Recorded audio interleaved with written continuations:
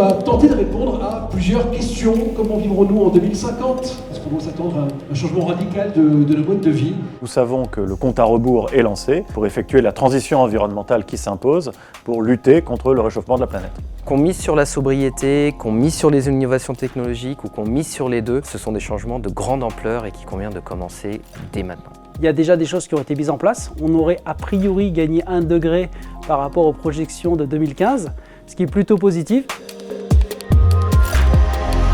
La transition énergétique, elle doit s'appuyer sur 3 piliers. Un pilier qui est celui de la sobriété énergétique, un pilier sur l'efficacité, et puis le dernier pilier est celui des ressources. La solution elle est dans des ressources et dans des énergies renouvelables. Il ne faut pas oublier que tous ces secteurs qui consomment l'énergie, qui sont polluants, il faut qu'ils communiquent entre eux en termes de leurs besoins énergétiques et leurs solutions. Baisser notre consommation d'énergie, ça va vraiment être la clé de voûte, le facteur clé de succès pour atteindre la neutralité carbone. Maintenant, il faut qu'il y ait beaucoup plus d'action. Comme l'a dit Antoine Bueno, le mur arrive. Il faut qu'il y ait une véritable volonté politique, une coordination globale et une massification des actions. Cette transition, elle est possible. Elle va consister à avoir un mix énergétique différent, très différent de celui qu'on connaît aujourd'hui.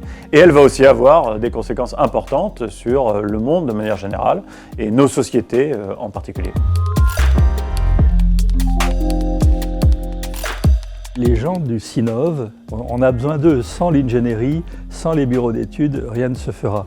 Et donc c'est très important de faire en sorte que tous puissent se mettre en ordre de bataille vis-à-vis de ça. Cette soirée débat, elle a permis de réunir des acteurs différents. Il y avait 80 à 90% de consensus sur le fait que c'était encore possible parce qu'il y a un certain nombre de solutions qui sont là, on a conscience des verrous et donc finalement ce consensus, moi j'ai trouvé qu'il était très encourageant, très stimulant et cette table ronde a permis de le montrer.